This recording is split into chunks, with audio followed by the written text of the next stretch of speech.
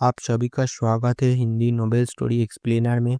यहाँ पर हर एक स्टोरी आपको मैजिक सिस्टम रोमांस की एक जादुई सफ़र पे ले जाएगी। इस स्टोरी का सारा चरित्रों, स्थान, घटना सब कुछ काल्पनिक है। इसे वास्तविकता से जोड़ने का प्रयास ना करें। चलिए स्टोरी की तरफ आगे बढ़ते हैं। अध्याय 187। बड़े साहब, ये कब शुरू होगा? नीरव जोशी बूढ़े आदमी फजेंग के पास आए, उनके हाथ जोड़े और पूछा। सभी उपस्थित लोगों में से ये बूढ़ा आदमी सबसे अधिक आधिकारिक था।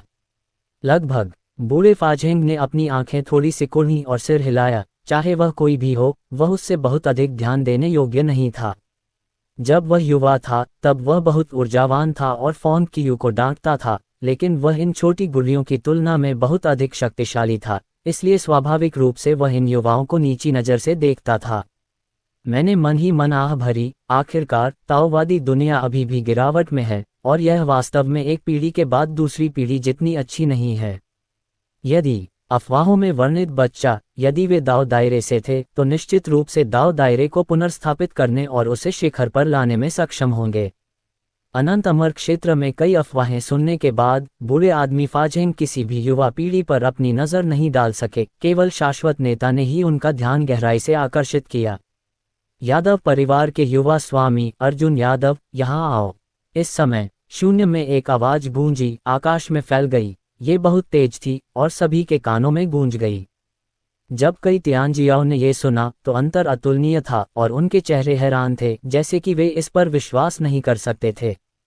वांगू यादव परिवार के युवा स्वामी अर्जुन यादव, क्या उन्होंने सही सुना? देव सम्राट का पुत्र उनके दाव विश्व का सदस्य कब बना? इस तरह क्या यह नहीं माना जाएगा कि वे एक ऊंची शाखा पर चढ़ गए थे? ये सुनकर हर किसी की कल्पनाएं बेकाबू हो गईं और यहाँ तक कि अमर बल के कुछ बुजुर्ग भी गहरी सोच में पड़ गए, जैसे कि वे ये पता नहीं लगा सके कि देव सम्राट का बेटा यहाँ क्यों आया था। लेकिन इसने मुझे पिछली अफवाहों की याद दिला दी। देव सम्राट का पुत्र उनके दाव जगत की कथा में जन्मजात दाव भ्रूण है। हर भाव भंगिमा में वह दाव की शक्ति का प्रयोग करता है, दाव के सार को समझता है और नियम के साथ चलता है। वह साधना का एक सच्चा प्रतिभाशाली व्यक्ति है।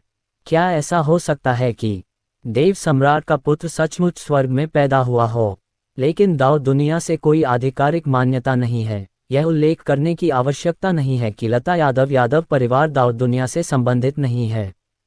बेशक दाव दुनिया में ये योग्यता नहीं है और नवांगू यादव परिवार ने दुनिया में प्रवेश किया। आज का दिन सचमुच संदेहों से भरा है। एक युवा तियांजियाओ ने चुपके से कहा, देव सम्राट का बेटा यहाँ क्यों आया है? क्या ये भी रहस्यमय पुरस्कार के लिए है? ऐसा नहीं होना चाहिए। देव सम्राट के पुत्र के रूप में, यादव परिवार के युवा स्वामी के रूप में, भले ही वह एक ब्रह्मांड चाहता हो, यादव परिवार के देव सम्राट उसके लिए इसे परिष्कृत कर सकते हैं। मैंने सुना है कि वह अफवाहों में जन्मजात ताओवादी भ्रूण है और वह शाश्वत भौतिक शरीरों की सूची में भी नया नंबर 1 है। मैंने पहले भी कई चमत्कार सुने हैं। इसके अलावा इतना छोटा बच्चा जो स्थिति को बिगाड़ने के लिए आता है, अचानक बदलाव ला सकता है। कई छोटे बच्चे चुपके से बातचीत कर रहे थे, ऊंची आवाज में बोलने की हिम्मत नहीं जुटा पा रहे थे। बस मजाक कर रहा हूं, ये देव सम्राट का बेटा है। कौन खुलेआम इस पर सवाल उठाने की हिम्मत करता है? क्या आप इस आइटम पर यह सिर नहीं चाहते हैं? इसके साथ ही एक शानदार मंडप आकाश में उड़ गया और सभी को इसका एहसास हुआ। क्या ये हो सकता है? क्या ये देव सम्राट के पुत्र के यात्रा करने का साधन है? अरे, विलासिता का ये स्तर! मैं इसकी कल्पना भी नहीं कर सकता। ये तो हमारे सत्ता के हॉल से भी अधिक खुला है। लता यादव ये का परिवार वास्तव में अमीर और शक्तिशाली है। मेरा चेहरा अदृश्य रूप से दिखा रहा है। कुछ युवा तियांजियाओं ने ईर्ष्या से कहा, पूरे शरीर से एक मजबूत खट्टी गंध निकलती है। ऐसा लगता है कि उन्होंने बहुत अधिक नींबू खा लिया है। यात्रा के लिए ये सरल उपकरण उसके अपने हॉल से भी अधिक शानदार है। लोग तो लोगों से भी ज्यादा पागल हैं। यादव परिवार के भगवान सम्राट के बेटे द्वारा यात्रा करने के लिए उपयोग किए जाने वाले उपकरण उस महल से कहीं अधिक अच्छे हैं जहां वह रहता है। यहाँ तक कि कुछ अमर सेनाओं के बुजुर्ग भी चुपचाप ईर्ष्या के आंसू बहाते हैं। जब उसने अपने जर्ज महल के बारे में सोचा तो उसने उन औजारों को देखा जिनका उपयोग अन्य लोग उसके सामने यात्रा करने के लिए करते थे। घुड़सवारी करने वाला बुजुर्ग अपने जीवन के आधे समय से बुजुर्ग रहा है, इसलिए तथाकथित आवास की स्थिति एक जूनियर के यात्रा उपकरणों जितनी अच्छी नहीं है। इस समय मेरे मन में एक साहसिक विचार आ रहा है। अपनी शक्ति वापस पाकर मुझे संशोधन के लिए आवेदन करना होगा। लेकिन अर्जुन यादव को अभी भी यह नहीं पता कि सिर्फ उनके ट्रैवल टूल ने अनगिनत लोगों के आवास महलों को कुचल दिया है। इससे युवा तियांजियाओ ईर्ष्या से पागल हो गया। उसी अमर शक्ति के उत्तराधिकारी के रूप में मैं जिस महल में रहता हूं वह आपके यात्रा उपकरण जितना अच्छा नहीं है। दूसरे बुजुर्ग राजेश यादव का शरीर मजबूत है, बिजली चमकती है और उनका शरीर कवच में लिपटा हुआ है, बिल्कुल सर्वोच्च वज्र देवता की तरह जो सैकड़ों विपत्तियों और कठिनाइयों से गुजरा है। ताओवादी दुनिया की वेदियों और चौकों तथा अमर शक्तियों के अनेक प्रतिनिधियों को देखकर वह हल्के से मुस्कुराए। उसकी नज़र में वे चींटियों के एक समूह से ज्यादा कुछ नहीं हैं। और युवा पीढ़ी तो और भी ज्यादा। उम्र बढ़ने के साथ उनकी साधना का वर्तमान स्तर वाकई उनके अपने युवा गुरु से कहीं ज्यादा ऊंचा है। लेकिन अगर यह प्रतिभा और योग्यता की प्रतियोगिता है तो उनके युवा स्वामी का नश्वर शरीर अभी भी उनके सभी सुपर शरीरों को कुचल देता है, कोई तुलना नहीं है। फिर वह एक लहर में बदल गया, अर्जुन यादव को अपनी बाहों में जकड़ लिया और सीधे चौक के बीच में जा गिरा। वह सभी को ये बताना चाहते हैं कि उनके शाश्वत यादव परिवार के युवा स्वामी महान विवाद की दुनिया में सबसे चमकते सितारे हैं और आज के दाव चर्चा सम्मेलन में वह एक सच्चे नायक भी हैं। जैसे ही धुआं उड़ रहा था, अर्जुन यादव का जवान शरीर बीच में खड़ा था। उसका शरीर किसी रत्न की तरह चमक रहा था और उसमें से अराजकता का भाव उठ रहा था। और अर्जुन यादव का चेहरा और भी अधिक खूबसूरती से तैयार किया गया है, एक प्यारी चीनी मिट्टी की गुड़िया की तरह। और वह प्यारा सा मांस एक महिला के तियांजियाओ का दिल पिघलने वाला है। वह ऊपर जाने और उसे गले लगाने, उसके छोटे गाल को चुटकी लेने का इंतजार नहीं कर सकती। इस तरह का एक उत्कृष्ट बच्चा सिस्टम के ताओवादी आकर्षण मोड के साथ मिलकर वास्तव में एक जन्मजात महिला हत्यारा है। यदि राजेश यादव उसके साथ न होते तो कई महिला तियांजियाओ आगे बढ़कर अर्जुन यादव को अपनी बाहों में पकड़ लेती और उसके साथ सावधानी से खेलती। अर्जुन यादव ने देखा कि सबकी निगाहें उस पर टिकी हैं। वह थोड़ा शर्मिंदा हुआ, अपने प्यारे छोटे हाथों से अपना सिर खुजलाया और मुस्कुराया। एक महिला तियांजियाओ की नज़र में ये दृश्य घातकता को दोगुना से भी अधिक बढ़ा देता है। ये छोटा भाई बहुत प्यारा है, मैं इसकी सवारी करना चाहता हूँ। नहीं, मैं ऐसे प्रलोभन को कैसे अस्वीकार कर सकता हूँ। उसके बगल में एक पुरुष भिक्षु था जिसने भौहें चढ़ाईं और घृणा से कहा, वह केवल 5 साल का है, क्या तुम सचमुच ऐसा कर सकते हो? तो फिर क्या बात है? क्या ये सिर्फ एक छोटी सी घोड़ागाड़ी नहीं है? कोई बात नहीं, मैं इसके लिए दवा खरीद लूंगा। बाघ और भेड़िए की बातें सुनकर कई पुरुष भिक्षु चुप हो गए। ये पता चला है, ताओवादी साथियों का पीछा करना इतना मुश्किल नहीं है। कुंजी इस बात पर निर्भर करती है कि आप अच्छे हैं या नहीं। मैं कुत्ते को खूब चाहता हूँ, लेकिन फिर भी मैं अपने सपनों की लड़की को नहीं पकड़ पाता। परिणामस्वरूप अर्जुन यादव, जो केवल 5 वर्ष का था, वहां पहुंचा और उसे कई महिला प्रतिभाओं ने निशाना बनाया जो मौके पर छोटी घोड़ागाड़ी का लाइव प्रसारण करना चाहती थीं। बूढ़े आदमी, क्या आप भी यहाँ हैं? हाँ, मैंने तुम्हें कई सालों से नहीं देखा है, लेकिन मैं बहुत अच्छा दिखावा कर सकता हूँ।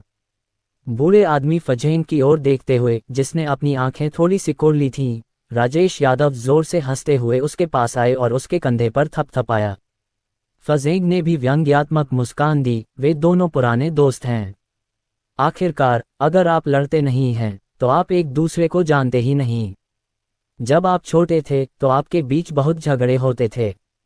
बेशक, अंतिम परिणाम ये हुआ कि उसे क्रूरतापूर्वक दबा दिया गया।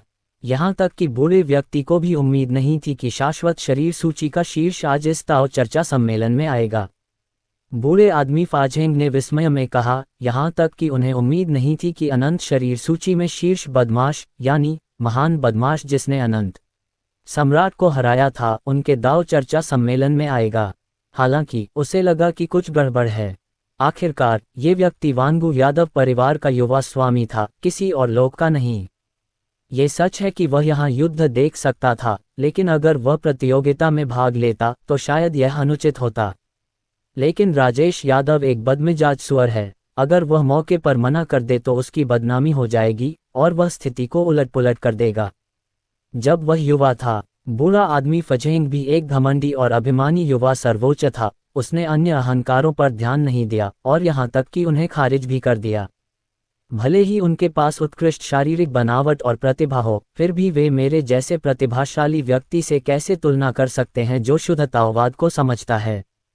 इसलिए तियानजियाओ के आधिपत्य के संघर्ष के मार्ग पर वह एक प्रतिनिधि भी थे जिन्होंने अनगिनत अमर शक्तियों को हराया और उस समय दाव दुनिया में युवा पीढ़ी के नेता बन गए। हालांकि राजेश यादव भी उनके ही युग के थे। इसके अलावा राजेश यादव ने अंतिम थंडर दाव में महारत हासिल कर ली है। वह एक बुरा स्वभाव और अहंकारी है। दोनों एक दूसरे को नीचा देखते हैं और अंत में स्वर्ग के गौरव की लड़ाई छिड़ जाती है। यह अफसोस की बात है। ये लड़ाई सामान्य नहीं है। बूढ़े फजेंग ने कड़ी लड़ाई लड़ी, लेकिन वह राजेश यादव के कपड़े भी नहीं तोड़ सके। ये लड़ाई विश्व व्यापार संगठन में शामिल होने के बाद उनकी पहली विनाशकारी हार थी और यह बात उनके दिल में गहराई से बैठ गई। उन्नत ताओवाद सीखने और शर्म से छुटकारा पाने के लिए भविष्य की प्रतीक्षा करने की कोशिश कर रहा हूँ। हालांकि उन्होंने बहुत सोचा, भले ही उन्होंने प्राचीन ऋषियों के ताओवाद की विरासत को समझा हो, ये राजेश यादव का विरोधी बिल्कुल नहीं है। बार बार हार, बार बार हार, बार बार हार। दाओ का दिल लगभग टूट चुका है। अगर ये ताओवादी संप्रदाय से किसी के लिए नहीं है, तो मुझे डर है कि वह अपनी युवावस्था में ही अपना रास्ता खो देगा और कभी सफलता हासिल नहीं कर पाएगा। इसलिए इस बात को लेकर राजेश यादव के मन में काफी डर बैठ गया था। भाई वांजी, युवा गुरु की उपस्थिति ने मेरे दाव चर्चा सम्मेलन को समृद्ध बना दिया है और इस सम्मेलन को उस स्तर पर ला दिया है जो उनका नहीं है। लेकिन अगर युवा गुरु दाव चर्चा सम्मेलन में भाग लेना चाहते हैं, तो मुझे डर है कि यह उचित नहीं है। आखिरकार ये हमारे दाव क्षेत्र में एक महत्वपूर्ण आयोजन है। अन्य जातियों के लोग केवल इसमें भाग ले सकते हैं, लेकिन इसमें भाग नहीं ले सकते। यहाँ तक कि बूढ़ा आदमी फजेंग, जो पहले ईमानदार और शक्तिशाली था और हर चीज को गंभीरता से नहीं लेता था, मुस्कुराता हुआ चेहरा बना लिया और बहुत चापलूसी से कहा। पहले तो उन्होंने इंद्रधनुषी पाद छोड़ी, फिर उलझकर बोले, लगता है अर्जुन यादव को प्रतियोगिता में भाग लेने देने का अधिकार उन्हें भी नहीं है। इसका मतलब है कि आपकी दाव दुनिया हमारे युवा मास्टर यादव परिवार का स्वागत नहीं करती है। राजेश यादव ने धीरे से पूछा, लेकिन उसके शब्द बेहद दबंग थे, मानो ज्वालामुखी की तरह फट पड़ेंगे। ये सुनकर बूढ़े आदमी फाजेंग के पैर भी कांपने लगे। उसे अपने सामने वाले व्यक्ति को स्थिर रखना होगा। अगर राजेश यादव ने परेशानी खड़ी की तो दाव चर्चा सम्मेलन चल ही नहीं पाएगा। ये तो ताकत से पूर्णतया कुचलने वाली बात है। ये यादव परिवार की मुख्य पंक्ति के दूसरे बुजुर्ग हैं, जिनकी ताकत उनकी कल्पना से कहीं अधिक है। भले ही अन्य अमर शक्तियां, सुपर पवित्र भूमि के रूढ़िवादी स्वामी राजेश यादव को हराने की ताकत रखते हों, ये कहना मुश्किल है, और यहाँ तक कि एक बड़ा अंतर भी हो सकता है। ताइबाई दाओजोंग, यूनक्सियन दाओजोंग और देवाश्रम जैसी अमर शक्तियां इस समय चुप हैं और इस समय पहला पक्षी नहीं बनना चाहती हैं। आखिरकार उनके पास बिना किसी डर के अन्य अमर लोगों को भड़काने का साहस है। लेकिन स्वर्ग के नेता वांगू यादव परिवार की कैसी शक्ति है, कोई भी आत्मसमर्पण करने की हिम्मत नहीं करता है। जीवन के सीमित क्षेत्र को भी एक झटके में नष्ट किया जा सकता है।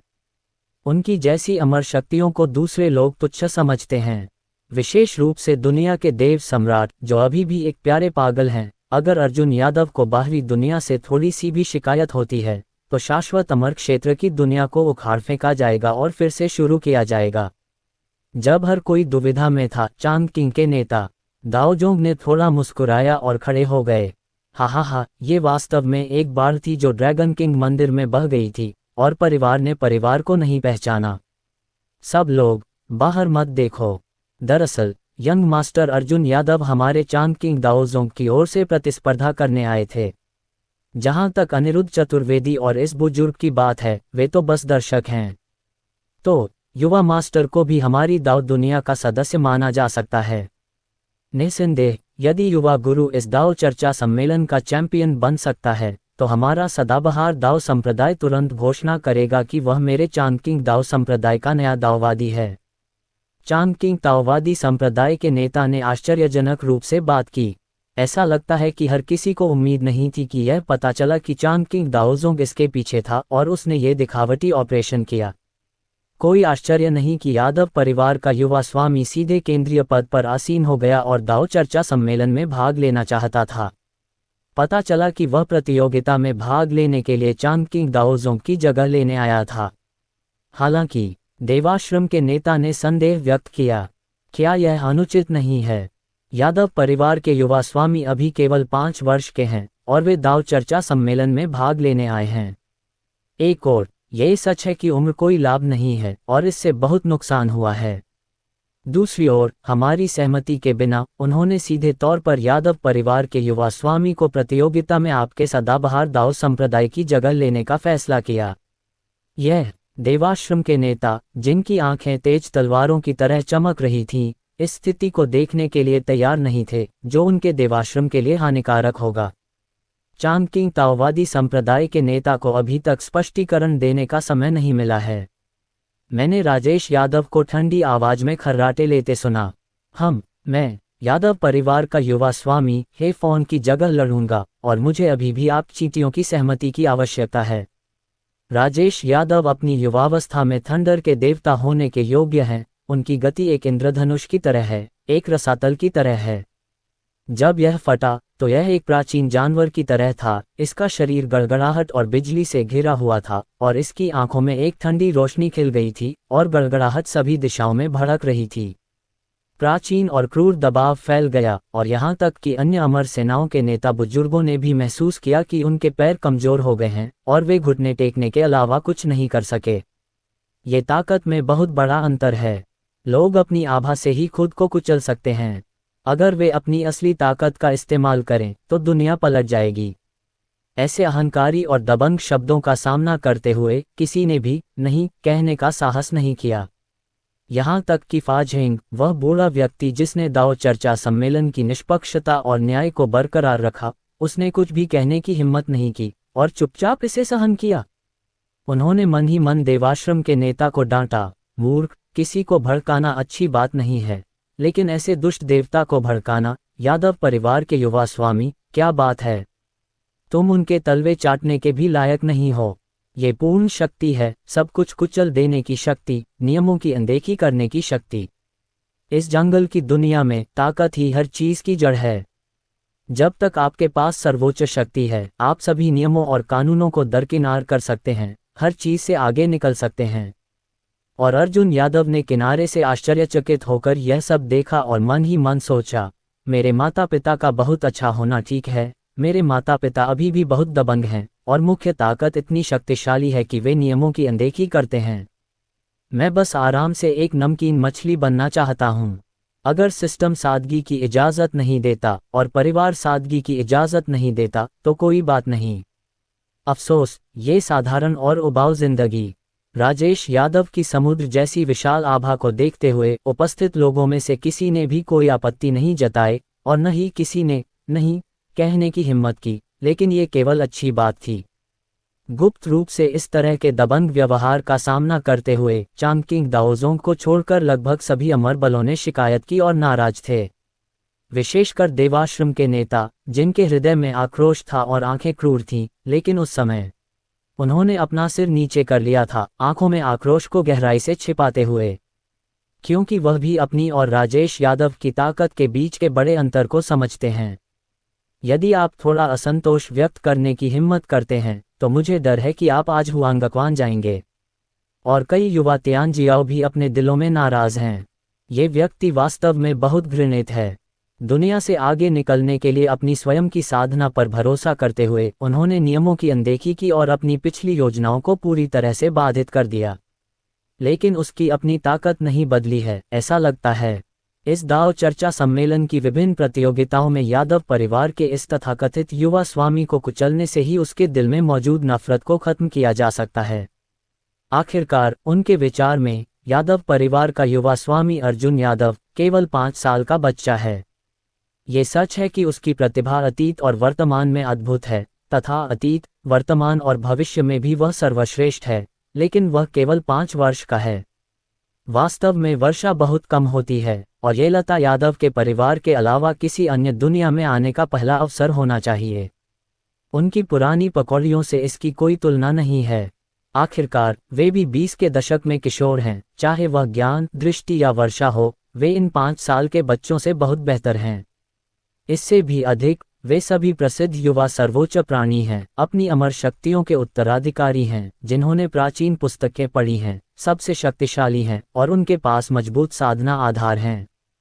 उनमें से लगभग सभी अद्वितीय अहंकारी हैं जिन्होंने दिव्य महलों को खोल लिया है और सुपर काया के अधिकारी हैं, और लगभग सभी ने 7 प्रमुख दिव्य महलों और 8 प्रमुख दिव्य महलों को खोल लिया है। बिना किसी अपवाद के वे सभी स्वर्ग का सच्चा गौरव हैं। यद्यपि अर्जुन यादव की प्रतिभा अच्छी है, लेकिन समय के साथ वह निश्चित रूप से उनसे आगे निकलने में सफल होंगे। लेकिन अब उम्र और खेती के स्तर में अंतर को किसी भी तरह से पूरा नहीं किया जा सकता है। यदि आज के दाव चर्चा सम्मेलन का अंतिम विजेता 5 साल का बच्चा हो जाए, तो क्या ये शर्मनाक नहीं होगा? चूंकि सभी को कोई आपत्ति नहीं है, तो चलिए शुरू करने के लिए तैयार हो जाएं। निष्पक्षता, न्याय और खुलेपन के सिद्धांत को बनाए रखना याद रखें और व्यक्तिगत लाभ के लिए कभी भी कानून को न तोड़ें। आपको ये ध्यान रखना चाहिए कि सिर्फ इसलिए कि कोई व्यक्ति स्वर्ग की सबसे शक्तिशाली शक्ति का युवा स्वामी है, आपको जानबूझकर किसी का पक्ष नहीं लेना चाहिए। इस तरह का व्यवहार गलत है। राजेश यादव ने जोर से कहा। आवाज गड़गड़ाहट जैसी थी, आसमान हिल गया और सभी को लगा कि उनके कान के पर्दे टूटने वाले हैं। लेकिन सभी ने सोचा, यदि आप घोड़े पर सवार हैं तो आप केवल पहले 2 वाक्य बोल सकते हैं, लेकिन यदि आप अंतिम 2 वाक्य बोलते हैं तो ऐसा लगता है कि आप जानबूझकर किसी को याद दिला रहे हैं। अर्जुन यादव भी थोड़ा अवाक थे। दूसरे बड़े, भले ही आप संकेत देना या याद दिलाना चाहते हो, आपको इतना स्पष्ट होने की आवश्यकता नहीं है। आप ताओवाद के चेहरे को जमीन पर रौंद रहे हैं। और तो और, मैंने प्रतियोगिता में भाग लेने का फैसला कर ही लिया है। स्वाभाविक रूप से मैं अपनी असली ताकत का इस्तेमाल बाफान को हराकर चैंपियनशिप जीतना चाहता हूं।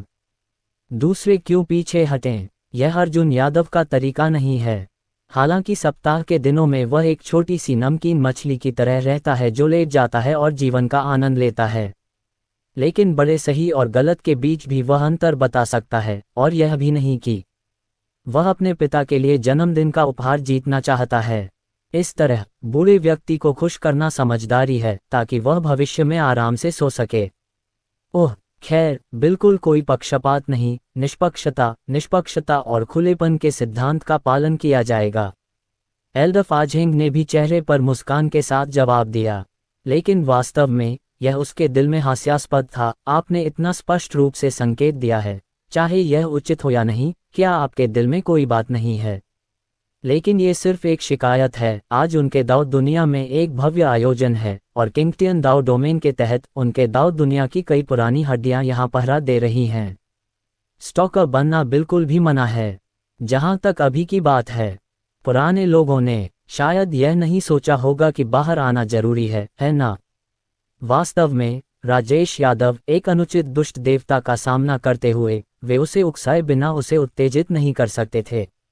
ऐसी स्थिति में चलिए शुरू करते हैं।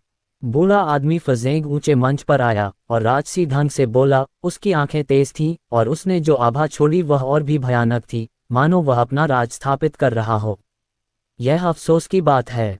राजेश यादव ने अभी अभी इतनी बड़ी धूम मचाई और बूढ़ा फजेंग एक गोफर की तरह था। उसने अपनी अकड़ दिखाने की भी हिम्मत नहीं की।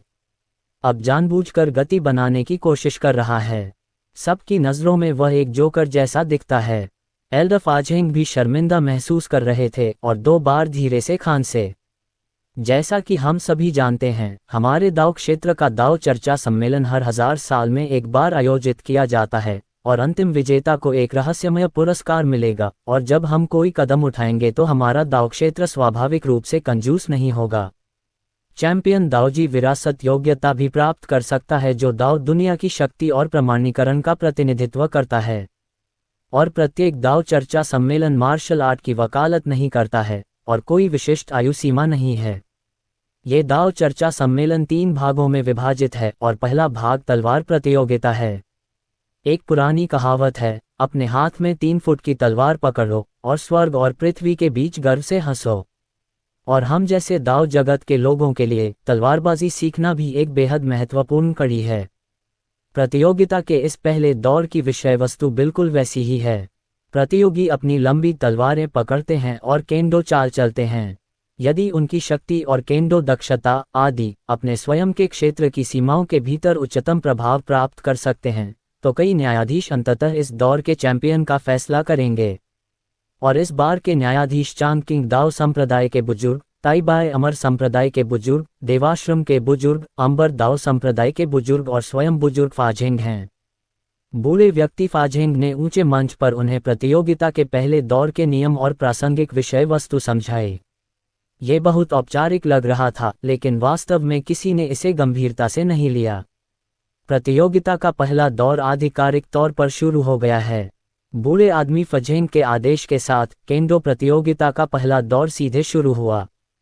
प्रतियोगिता के इस दौर में कुछ भी आकर्षक नहीं था, बल्कि विशुद्ध केंडो था। बाकी लोगों को कोई फर्क नहीं पड़ा। अगर यादव परिवार का बीच स्तरीय अहंकारी आदित्य यादव यहाँ होता तो उन्हें जीत की कोई उम्मीद नहीं होती। अफसोस की बात है कि वे ताओवादी दुनिया से नहीं हैं, इसलिए स्वाभाविक रूप से उन्हें डर नहीं लगता। प्रतियोगिता की विषय वस्तु भी अत्यंत सरल है, जिसमें तलवार चालों का प्रयोग किया गया, जिसे 5 मुख्य निर्णायकों द्वारा अनुमोदित किया गया।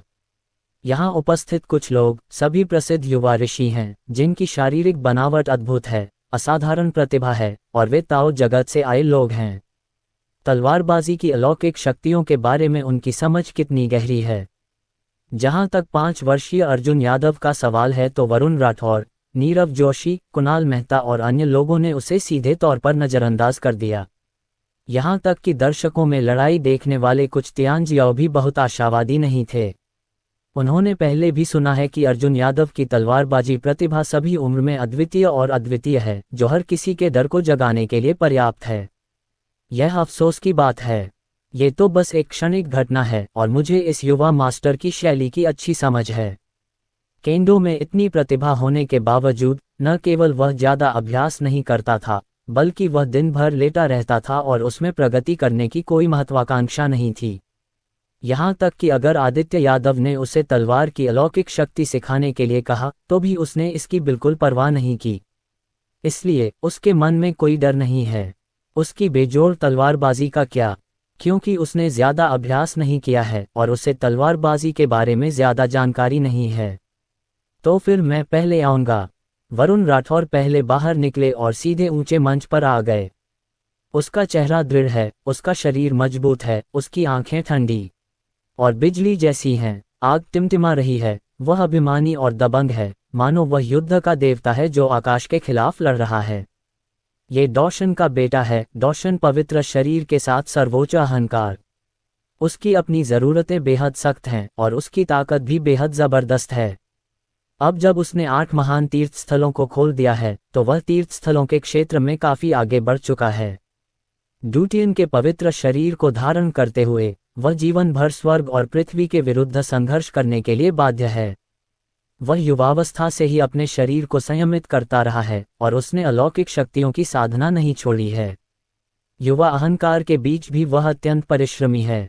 अफसोस की बात है, पहले अनिरुद्ध चतुर्वेदी से मैं अभिभूत था, लेकिन अब मैंने डॉटियन सेंट फिजिक की सीमाओं को तोड़ दिया है और डॉटियन सेंट फिजिक को फिर से संयमित कर लिया है। मेरी प्रतिभा और मेरे शारीरिक शरीर दोनों में बहुत सुधार हुआ है। उनकी राय में वर्तमान में 9 दिनों तक उड़ने वाले कुनपेंग की तरह पुनर्जन्म लेने वाला कभी भी किसी अहंकार से दब नहीं पाएगा। फिर उसने एक हाथ हिलाया और उसके हाथ में एक तेज धार दिखाई दी। धार पर अजीब सी रेखाएं टिमटिमा रही थीं, बेहद चमकदार और बेहद तेज। जिस क्षण तेज तलवार प्रकट हुई, शून्य फट गया प्रतीत हुआ। डू-तियान पवित्र तलवार। जैसे ही तलवार प्रकट हुई, कई तियानजियाओं ने उसे पहचान लिया। अफवाह है कि जिस समय वरुण राठौर को पवित्र पुत्र के रूप में स्थापित किया गया था, उसी समय डूटियन शेंगली ने अपने सभी संसाधन, सभी प्रकार की प्रतिभाओं और बहुमूल्य सामग्रियों का उपयोग करके उनके लिए एक तेज धार तैयार की, जिसे डूटियन पवित्र तलवार कहा जाता है। ये वरुण राठौर की विशिष्ट तलवार है। बस पहले वरुण राठौर ने दुश्मन का सामना करते हुए तलवार म्यान से बाहर नहीं निकाली थी। आज उसकी मनोकामना पूरी हो सकती है, और अगर मनोकामना पूरी हो जाए तो इसे ज्ञान में वृद्धि ही माना जा सकता है। युद्ध देखने वाले कई युवा तियानजियाओ ने कहा, उनकी आंखें चमक रही थीं, मानो वे उम्मीद कर रहे हों कि वरुण राठौर किस तरह का शानदार प्रदर्शन करेंगे। दाऊजी तैबाई और नीरव जोशी भी काफी चिंतित थे। इस व्यक्ति की तलवारबाजी को देखने के बाद उसके दिल में भी एक निचली रेखा है और वह पहले से तैयारी कर सकता है। और तियानजियाओ की यही पीढ़ी भविष्य में भी शीर्ष के लिए अनिवार्य रूप से संघर्ष करेगी। जितना ज्यादा आप इसके बारे में अभी जानेंगे, उतना ही ज्यादा भविष्य में आश्वस्त होंगे। जैसा कि कहा जाता है, यदि आप स्वयं को और अपने शत्रु को जानते हैं, तो आप 100 लड़ाइयों में भी कभी खतरे में नहीं पड़ेंगे। हालांकि अर्जुन यादव को इसमें जरा भी रुचि नहीं थी। उसने अपना मुंह पूरा खोल लिया और फिर से सो गया। ये वास्तव में उबाऊ है। वरुण राठौर के हाथ में सिर्फ डॉटियन पवित्र तलवार है। क्या ये कहने में शर्म आती है कि यह सभी प्रकार की दुर्लभ सामग्रियों से बनी है? बस अपनी इच्छानुसार उसके दिव्य तलवार बॉक्स में से 5 दिव्य तलवारों में से एक को बाहर निकालें, और इस गुणवत्ता वाली तलवार से निपटना तरबूज और सब्जियां काटने जितना सरल है। दोनों एक ही स्तर पर नहीं हैं, जैसे एक जुगनू एक चमकते चांद के साथ प्रतिस्पर्धा कर रहा हो। यहाँ तक कि देवाश्रम के पवित्र पुत्र भी ऐसे ही हैं, और अन्य 2 ताओवादी शिष्य भी शायद ऐसा कुछ नहीं सोच पा रहे हैं जिससे उन्हें खुशी मिले, इसलिए बेहतर है कि कुछ समय के लिए आराम किया जाए। इसके बाद अर्जुन यादव ने चारों ओर देखा, सोने के लिए एक नर्म जगह खोजने की कोशिश की ताकि उसे अच्छी तरह से आराम मिल सके, और जब वह प्रदर्शन करने के लिए आया तो उसने सहजता से तलवार कौशल का एक सेट खेला। अंततः उसे 2 पुराने पेड़ दिखे जिनका उपयोग झूले के रूप में किया जा सकता था। आगे बढ़ते हुए वह सीधे उस प्राचीन वृक्ष की ओर दौड़ा। टोंग जी, क्या तुम मुझे समझ सकते हो? अर्जुन यादव ने मन ही मन पूछा। इतने दिनों से साथ निभाने के बाद सिस्टम को उसके मन की बात समझनी चाहिए। सिस्टम ने कोई जवाब नहीं दिया, लेकिन उसकी आंखों के सामने एक रोशनी सी कौंध गई। 2 पुराने पेड़ों के बीच पहले से ही एक बड़ा सा झूला लगा हुआ था, और वह बेहद मुलायम, आरामदायक और सुकून देने वाला था। प्रकृति की सुगंध और हल्की हवा को महसूस करते हुए अर्जुन यादव इंतजार नहीं कर सके और सीधे झूला पर सो गए, चुपके से आह भरते हुए, जीवन बहुत सुंदर है, सो जाओ। मुझे भी अचानक अपने दिल में एहसास हुआ कि सिस्टम होना ज्यादा सुविधाजनक है। कोई आश्चर्य नहीं कि पिछले जन्म में एक कहावत थी, सिस्टम हाथ में तो दुनिया मेरे पास। और ऊंचे मंच पर वरुण राठौर की आभा संयमित है, जैसे कोई ज्वालामुखी फटने वाला हो। वह अपने पीछे ऊर्जा संचित कर रहा है, लगातार संचित कर रहा है। फिर अचानक आंखें खुल गईं, पुतलियां अत्यंत प्रज्वलित थीं, सूर्य की तरह। शरीर के बाहर रन बह रहे थे, अत्यंत अत्याचारी, लोगों को अनियंत्रित रूप से कांपने पर मजबूर कर रहे थे।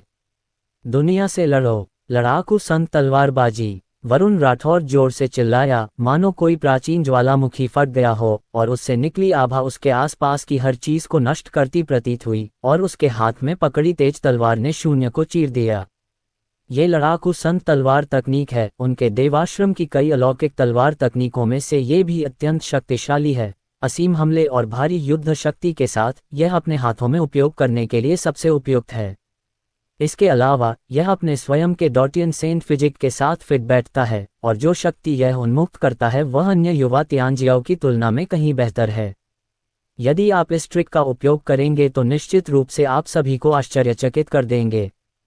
तभी सबकी निगाहों के सामने वरुण राठौर ने तलवार से वार किया, और सफेद रोशनी ने दुनिया को चौंका दिया। आकाश और धरती के बीच एक धधकती सफेद रोशनी प्रकट हुई, जिसने सबकी आंखों को भेद दिया। ये स्थिति देखकर भिक्षुओं की पुरानी पीढ़ी ने भी वरुण राठौर की तलवार चाल का अनुमोदन करते हुए गुप्त रूप से सिर हिलाया। यह उससे कहीं अधिक है। वरुण राठौर की भव्य तलवार चालें एक के बाद एक अंतहीन रूप से उभरती हैं। वह स्पष्ट रूप से डूटी अनहोली बॉडी के साथ एक अत्याचारी अहंकार है, एक अनौपचारिक शैली के साथ कठिन और दबंग अभिनय करता है, लेकिन उसके पास अभी भी ऐसी भव्य तलवार चालें हैं जो वास्तव में अप्रत्याशित रूप से संतोषजनक है।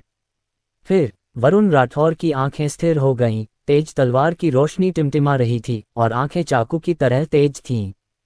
हाथ में लंबी तलवार उठाकर उसने सीधे तलवार से वार किया। तलवार का रास्ता सीधा और सीधा है, और वह लगातार दुनिया पर हावी हो रही है। यहाँ तक कि कई युवा तियानजियाओ भी चकित हैं और उसका सामना करने की हिम्मत नहीं जुटा पा रहे हैं। ऐसी तलवार का सामना होने पर उसी पीढ़ी के अहंकार के बीच एक सुपर काया वाले युवा सर्वोच्च भी इसे लेने की हिम्मत नहीं करेंगे और उन्हें इससे निपटना होगा। और उन साधारण युवा तियांजियाओ की तरह मुझे डर है कि वे सीधे इस तलवार के नीचे पाउडर में बदल जाएंगे। हर किसी के इसके बारे में सोचने की प्रतीक्षा किए बिना परम तलवार की रोशनी बह गई, अपनी तीक्ष्णता दिखाते हुए, और यहाँ तक कि सीधे युवानफेंग में एक विशाल पर्वत श्रृंखला को समतल कर दिया। बिना किसी जीवित प्राणी को छोड़े ये सब मिटा दिया गया। ये दृश्य देखकर दाऊजी तैबाई और नीरव जोशी ने भी अपनी आंखें थोड़ी केंद्रित की, भौहें सिकुड़ी और अधिक ध्यान दिया। जाहिर है मुझे उम्मीद नहीं थी कि इस लापरवाह आदमी में इतनी ताकत होगी। ऐसा लगता है भविष्य में हमें सतर्क रहना होगा और दुश्मन को कम नहीं आंकना होगा। और अर्जुन यादव अभी भी आराम से झूले पर लेटे हुए सो रहे थे, उन्हें बिल्कुल भी ध्यान नहीं था। ये संत युद्ध तलवार तकनीक इतनी शक्तिशाली है। नहीं, ये सिर्फ डूशेंग की मजबूत तलवारबाजी नहीं है। डूटियन पवित्र काया को ऊपरी डूशेंग तलवार तकनीक के साथ संयोजित किया गया है, तथा वरुण राठौर के हाथों में डूटियन पवित्र तलवार से जो शक्ति उत्पन्न होती है वह अवर्णनीय है। ये सही है, ये वरुण राठौर ही थे जिन्होंने तलवार तकनीक की शक्ति को पूरी तरह से सक्रिय करने के लिए इस डूशेंग तलवार तकनीक का उपयोग किया था। कई छोटे बच्चे अपने सामने के दृश्य को देखकर आश्चर्यचकित होकर एक दूसरे से चर्चा करने लगे और उनके शब्द प्रशंसा और ईर्ष्या से भरे हुए थे। ऐसी ताकत बहुत भयानक है। ये संत तलवारबाजी से लड़ने के एक स्तर के माध्यम से टूट गया है। अगर देवाश्रम का कोई साधारण शिष्य डूशेंग तलवार तकनीक का इस्तेमाल कर रहा है तो वह निश्चित रूप से इस स्तर को प्राप्त नहीं कर पाएगा, और अंतर तो बहुत दूर की बात है। इस शक्ति का 12वां हिस्सा पाना पहले से ही बेहद मुश्किल है। लेकिन उसके हाथ में लंबी तलवार, शरीर में पवित्र शरीर और कठिन प्रशिक्षण के साथ ऐसी ताकत प्रदर्शित करने में सक्षम होना अपेक्षित ही होना चाहिए, अप्रत्याशित नहीं। हा, पवित्र पुत्र वास्तव में नहीं जानता कि कैसे कम प्रोफाइल रखा जाए। मैंने उनसे कहा था कि वे कम चर्चा में रहें और अपनी तलवारबाजी का इस्तेमाल अपनी इच्छानुसार करें, लेकिन इतनी बड़ी धूमधाम से ऐसा लगता है कि दुनिया में हर कोई जान जाएगा कि वे तलवारबाजी के उस्ताद हैं। देवाश्रम के नेता ने ऊंची आवाज में, स्पष्टतः धीमे शब्दों में, लेकिन अत्यंत उत्साहपूर्ण तथा अत्यंत गर्व से कहा, मानो उन्होंने अपने ही बेटे को चैंपियनशिप का पहला राउंड जीतते हुए देखा हो। जहां तक अन्य अमर सेनाओं के प्रमुख बुजुर्गों का प्रश्न है, इस दृश्य को देखकर, यद्यपि वे बहुत नाराज थे, उनके दांत घृणा से खुजलाने लगे थे और वे दूसरों को इतना गर्व करते हुए नहीं देख सकते थे। लेकिन तथ्यों के सामने उन्होंने अभी भी अपना सिर झुका लिया और अपने दिल में उम्मीद जताई कि उनकी दाऊजी शेंगजी स्टीम्ड बंस के लिए बहस किए बिना तलवारबाजी के मामले में वरुण राठौर से आगे निकल जाएगी। अन्यथा मुझे डर है कि आज इस बूढ़े आदमी के सामने मुझे बहुत अपमानित होना पड़ेगा। ताइबाई दाओजोंग के नेता ने ठंडी आवाज में कहा, काटो, ये तो बस थोड़ी सी तलवारबाजी है। मेरे कुणाल मेहता को उंगली के एक झटके से तोड़ा जा सकता है। तलवारबाजी इतनी साफ है कि ये दुनिया को जरूर हैरान कर देगी और आपके कुत्ते की आंखों में चमक ला देगी। फिर उन्होंने अपना ध्यान अपनी दाऊजी ताइबाई की ओर लगाया। ये देखा जा सकता है कि प्रत्याशा की एक मजबूत भावना है और ऐसा लगता है कि यह कह रहा है, दाऊजी कृपया बूढ़े आदमी को चेहरा खोने न दें। कुणाल मेहता थोड़ा अवाक रह गए। अगर आप जिद करते हैं तो मुझे अपने साथ मत ले जाए। उस आदमी की फाइटिंग सेंट तलवारबाजी मजबूत और दबंग है, जैसे किसी की जमीन नहीं। ऐसा लगता है कि वह सब कुछ साफ करने में सक्षम है। यदि युद्ध हुआ तो वह पूरी तरह आश्वस्त नहीं है कि वह उसका सामना करने का साहस कर पाएगा। इसे भूल जाओ, आखिरकार वह अपने ही परिवार का एक बुजुर्ग है और गाय का चमड़ा उड़ गया है, इसलिए वह केवल तलवार की तकनीक का उपयोग कर सकता है। कुणाल मेहता ने सख्ती से मुस्कुराते हुए कहा। उनकी आंखें चाकू की तरह तेज थीं, उनका पतला शरीर उछलकर सीधे ऊंचे मंच पर आ गया। और वरुण राठौर पहले ही देवाश्रम के बड़े में लौट आए हैं, एक अच्छा शो देखने के लिए तैयार। वह खुद पर भी काफी आश्वस्त है। आखिरकार ये तलवार लड़ाई, तलवार कला। उसने लंबे समय तक इसका अध्ययन किया है। अगर वह इस तलवार कला प्रतियोगिता की चैंपियनशिप नहीं जीत सकता है तो वह तलवार कला में अपनी कड़ी मेहनत के लायक कैसे हो सकता है। ताइहुआन तलवार तकनीक। कुणाल मेहता ने अचानक अपनी आंखें खोलीं, आसपास का स्थान बिखर गया और एक धुंधली परी ऊर्जा ने उन्हें घेर लिया, जैसे दुनिया में एक असली परी थी। और इसके पीछे ऐसा लगता है कि एक तलवार परी का जन्म हुआ, जो अपने हाथ में 3 फुट की हरी तलवार पकड़े हुए अपनी तलवार के साथ दुनिया की यात्रा कर रही है, दुनिया में स्वतंत्र रूप से घूम रही है, दुनिया की बुराइयों को दंडित कर रही है। क्या ये ताइबाई अमर शरीर है? ये वास्तव में असाधारण है। ये ताइक्सुआन तलवारबाजी ताइबाई दाओजोंग की सर्वोच्च तलवारबाजी के रूप में चली आ रही है। मुझे नहीं पता कि यह ताइबाई दाओवादी इसका कितना उपयोग कर सकता है।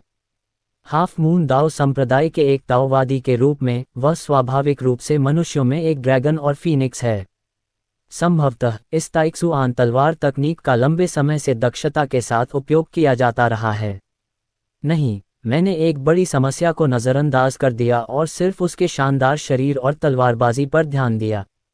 फिर उसकी तलवार। कई तियांजियाओं ने एक दूसरे की ओर जिज्ञासा भरी आंखों से देखा। वे जानना चाहते थे कि यह ताओवादी ताइबाई किस प्रकार की तलवार का उपयोग करेगा और अन्य प्रतियोगियों के साथ अपनी तुलना करना चाहते थे।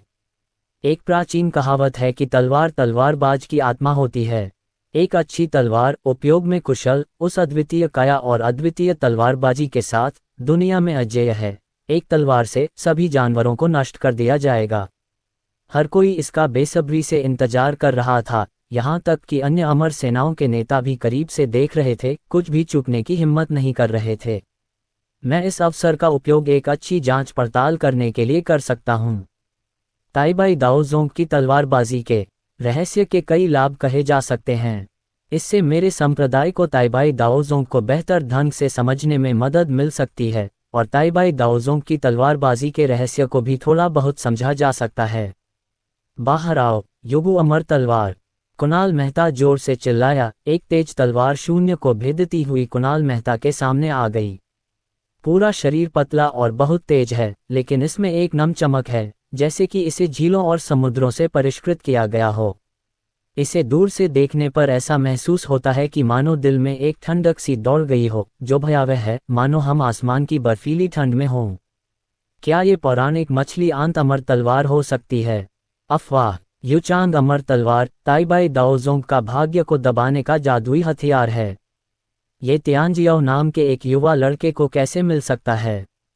लेकिन उस तलवार का रूप और उससे निकलने वाली विस्मयकारी आभा अफवाहों में बताई गई युचांग अमर तलवार से अलग नहीं है। क्या ये हो सकता है कि ताइबाई अमर संप्रदाय ने सचमुच कुणाल मेहता को ऐसा खजाना सौंप दिया हो? कई युवा तियांजियाओं ने अविश्वास में कहा, यह अकल्पनीय है कि यह ताइबाई अमर संप्रदाय कुणाल मेहता को कितना महत्व देता है। वह एक युवा तियांजियाओ को भाग्य को दबाने का जादुई हथियार इतने सरल तरीके से सौंपने को तैयार था। ये पूरे संप्रदाय का सारा भाग्य इस युवा तियांजियाओ पर डाल देने के बराबर है। यह एक जुआ है। यदि वह शर्त जीत जाता है, तो कुणाल मेहता निश्चित रूप से महान विवादों की दुनिया में कुछ बड़ा कर दिखाएगा, सभी दिशाओं से दुश्मनों का दमन करेगा और ताइबाई दाओजोंग को एक नई ऊंचाई पर ले जाएगा। यदि आप शर्त हार जाते हैं, तो आपके पास खोने के लिए कुछ नहीं है और खोने के लिए कुछ भी नहीं है। जोंगमिन मुझसे बहुत उम्मीदें रखता है, मैं कैसे हार सकता हूँ? कुणाल मेहता ने पंखे को हाथ में मोड़ा, उसे दूर हटाया और नीले आकाश के ऊपर उड़ गए। फिर अमर मछली की आंत वाली तलवार हाथ में लेकर उसने ताइशुआन तलवार तकनीक का इस्तेमाल किया।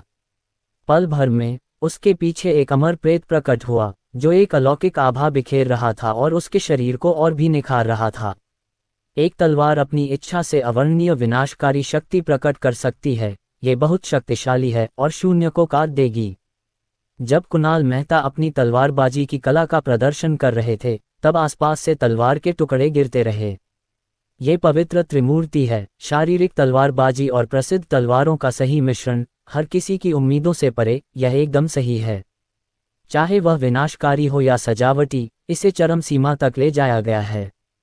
उनका प्रदर्शन इतना गौरवपूर्ण नहीं था और उन्होंने सीधे स्टार माउंटेन रेंज आदि को नहीं काटा, लेकिन भेदी ठंड ने उनके दिल को छेद दिया, जिससे लोग सिहर उठे और भयभीत हो गए। यहाँ तक कि कुछ अनुभवी भिक्षुओं ने भी सहमति में सिर हिलाया। छोटी उम्र में तलवारबाजी में निपुणता हासिल करना और त्रिदेवों को जानना वाकई हर किसी की कल्पना से परे है। इस तरह की तलवारबाजी देखना आंखों को बहुत अच्छा लगता है और आप अपनी आंखें उससे हटा नहीं पाते, मानो आप कला की सराहना कर रहे हों।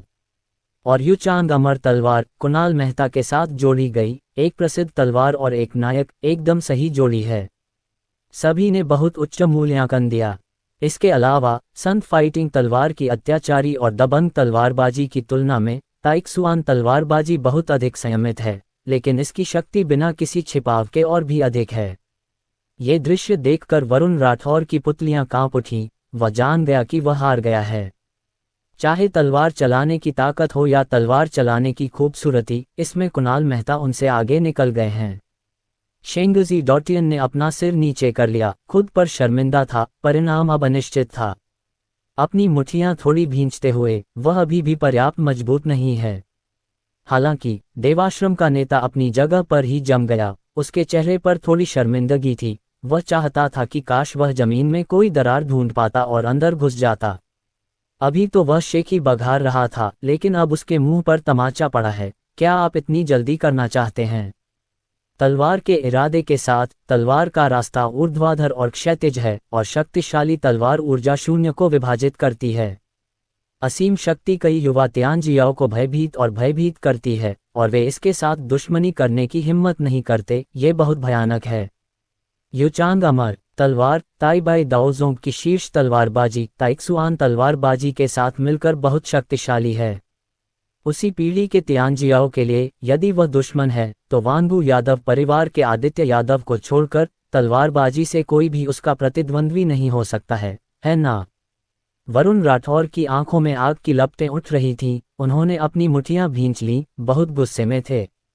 मुझे उम्मीद नहीं थी कि मैंने डॉशेंग तलवार तकनीक का कठिन अभ्यास किया है, और यहाँ तक कि संप्रदाय द्वारा मेरे लिए विशेष रूप से बनाई गई डॉटियन पवित्र तलवार के साथ भी मैं तलवारबाजी की प्रतियोगिता में पहला स्थान नहीं जीत सका। हालांकि वरुण राठौर की लड़ाकू भावना भी जागृत हो गई, और वह और भी अधिक उत्साही हो गया। यदि दूसरे स्वयं से अधिक शक्तिशाली हैं, तो क्या हुआ? ये तो तलवारबाजी के क्षेत्र में असफलता मात्र है। वास्तविक युद्ध शक्ति में कौन अधिक शक्तिशाली है और कौन कमजोर, यह अभी तक ज्ञात नहीं है। उन्हें विश्वास था कि अगर वे कुणाल मेहता से स्वयं लड़ेंगे तो उन्हें कोई नुकसान नहीं होगा। अब उनमें से कुछ की ताकत भाइयों के बीच मानी जाती है। लंबी तलवार के नाचने के साथ ही नीले आसमान से पंखा भी नीचे उतर आया। कुणाल मेहता ने हल्के से कदम रखा और शून्य में आ गए। चारों ओर घूमते हुए, अपने हाथ में तह पंखा पकड़े हुए और फिर इसे खोलते हुए, बाल बिखरे हुए हैं, जेड की तरह क्रिस्टल स्पष्ट है, और हल्की मुस्कान लोगों को वसंत की हवा की तरह महसूस कराती है। एक हाथ में पंखा और दूसरे हाथ में लंबी तलवार लिए वह दुनिया के राजकुमार की तरह है। ये देखकर कई महिला साधक खुद को रोक नहीं सकी और उनकी पुतलियों में हृदय के आकार के चिन्ह उभर आए। झूले पर सो रहे अर्जुन यादव ने हल्की सी आंखें खोली तो ये दृश्य देखा। उसने मन ही मन आह भरी, अरे इस दिखावे की ताकत तो मेरी आधी है। यहाँ तक कि उन्होंने यह उम्मीद नहीं की थी कि इस काल्पनिक दुनिया में एक ऐसा दिखावटी व्यक्ति होगा जिसके एक हाथ में तलवार और दूसरे में पंखा होगा, और तलवारबाजी के सफल विकास के बाद वह वास्तव में इतना आक्रामक होने का नाटक कर रहा था। फिर उसने मन ही मन सोचा कि अब ज्यादा समय नहीं है जब उसे अपनी तलवारबाजी का कौशल दिखाना चाहिए। यद्यपि मैं एक नमकीन मछली हूं जो सपाट और सड़ी हुई पड़ी है, लेकिन दूसरों को मेरे सामने आक्रामक होने का नाटक करते देखना अजीब लगता है। सिस्टम इसकी बिल्कुल इजाजत नहीं देता। कुछ लोग मेजबान से ज्यादा कामयाब होने का दिखावा करते हैं। मेजबान जल्दी से मंच पर आया, अपने चेहरे पर जोरदार थप्पड़ मारे और आक्रामक होने का नाटक किया और इस बच्चे को बताया कि दुनिया में बुराई क्या है। चिंता मत करो मेजबान, एक पूर्ण स्तरीय तलवारबाजी मोड है। आप बस ऊपर जाते हैं और अपनी उंगलियों से 2 इशारे करते हैं। ये सभी अद्वितीय तलवारबाजी हैं, जैसे संतों के खून बहने, देवताओं और राक्षसों के गिरने की तलवारबाजी दृष्टि। बस इसे सिस्टम पर छोड़ दें। मन ही मन सिस्टम से आती आवाज सुनकर अर्जुन यादव हल्के से मुस्कुराए। ये प्रणाली बहुत दिखावटी है, ये बहुत प्रतिस्पर्धी है। इससे पहले कि वह जल्दी में होता, व्यवस्था जल्दी में थी। वह अभी भी कुछ देर सोना चाहता था और सिस्टम ने भोजन का आउटपुट दे दिया, यह इच्छा करते हुए कि वह मंच पर आए और आक्रामक होने का नाटक करे। कैसे? क्या आपको अन्य लोगों को आक्रामक होने का नाटक करते देखकर खुशी नहीं होती? कभी कभी अर्जुन यादव को लगता था कि यह छोटी सी व्यवस्था थोड़ी प्यारी है। थोड़ी देर और सो जाओ, बाद में ऊपर जाकर आराम से खेल लेना। अर्जुन यादव करवट बदलकर सोता रहा। ऊंचे मंच पर नीरव जोशी भी धीरे धीरे ऊपर चढ़ गया। उनका व्यक्तित्व एकांतप्रिय और उदासीन है और वे ज्यादा बोलते नहीं हैं, न ही कोई ऐसा काम करते हैं जो ध्यान आकर्षित करे। ऐसे ही वह धीरे धीरे और स्पष्ट रूप से ऊंचे मंच तक चला गया, लेकिन इस विचित्र स्वभाव ने भी सभी को आकर्षित किया और उसमें अधिक रुचि पैदा हुई। और नीरव जोशी के बारे में अफवाहें बहुत कम हैं और वह एक पारदर्शी व्यक्ति प्रतीत होते हैं।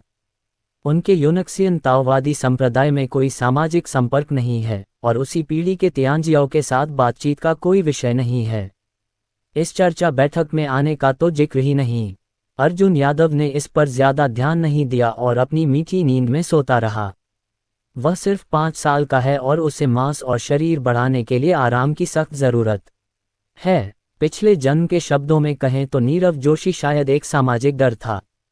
सबकी नजरों का सामना करते हुए नीरव जोशी ने अपनी भौहें थोड़ी नीचे कर ली और अपनी उंगलियां हिलाते रहे। जल्दी करो और प्रदर्शन खत्म करो, चलो खत्म करते हैं। नीरव जोशी ने मन ही मन सोचा कि जल्दी से अपनी तलवारबाजी का प्रदर्शन कर दूं, फिर खत्म हो जाऊं।